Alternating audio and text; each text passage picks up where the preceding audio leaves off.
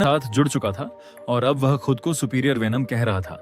इसके बाद वह वहीं खड़े फ्लैश थॉम्पसन पर हमला कर देता है।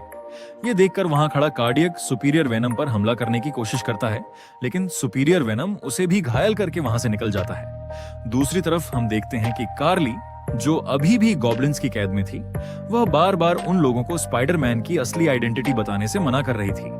इसलिए ग्रीन गॉब्लिन उसके ऊपर ग्रीन गॉब्लिन सीरम डाल देता है।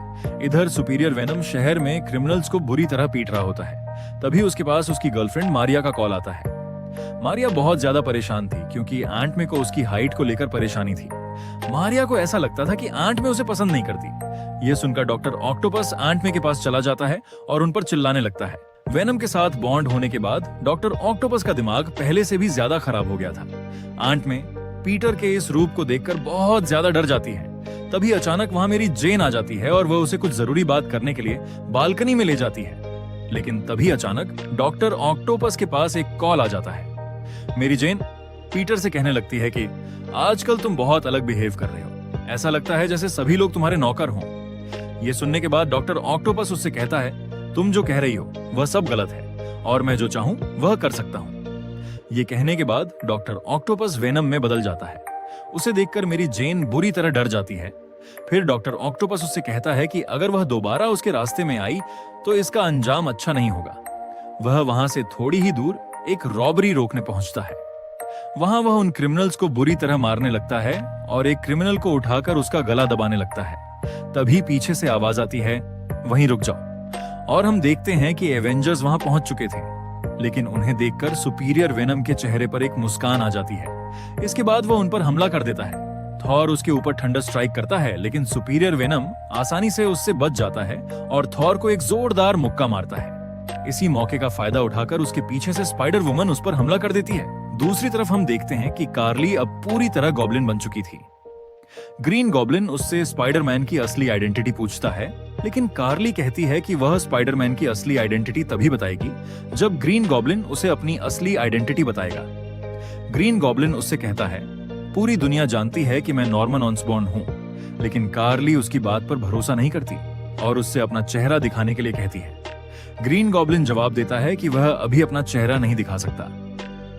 दूसरी तरफ सारे के सारे एवेंजर्स मिलकर सुपीरियर वेनम को रोकने की कोशिश कर रहे थे, लेकिन जैसे जैसे लड़ाई लंबी होती जा रही थी, सुपीरियर वेनम और भी ज्यादा ताकतवर होता जा रहा था। यह देखकर कैप्टन अमेरिका आयरन मैन को कॉल करता है, लेकिन सारे एवेंजर्स मिलकर भी सुपीरियर वेनम को रोक नहीं पा रहे थे। यह सब कुछ न्यूयॉर्क के सभी लोग देख रहे थे। तब वे फैसला करते हैं कि उन्हें स्पाइडरमैन की मदद नहीं चाहिए और वे वहां मौजूद सभी स्पाइडर बॉट्स को तोड़ना शुरू कर देते हैं। इधर सारे एवेंजर्स बुरी तरह थक चुके थे, लेकिन सुपीरियर वेनम रुकने का नाम ही नहीं ले रहा था। थॉर उस पर हमला करने की कोशिश करता है, लेकिन सुपीरियर वेनम उसे भी बुरी तरह घायल कर देता है। तभी हम देखते हैं कि वहां टोनी स्टार्क आ जाता है। इससे पहले कि सुपीरियर वेनम उस पर हमला कर पाता, उसका आयरन मैन सूट पीछे से सुपीरियर वेनम पर हमला कर देता है।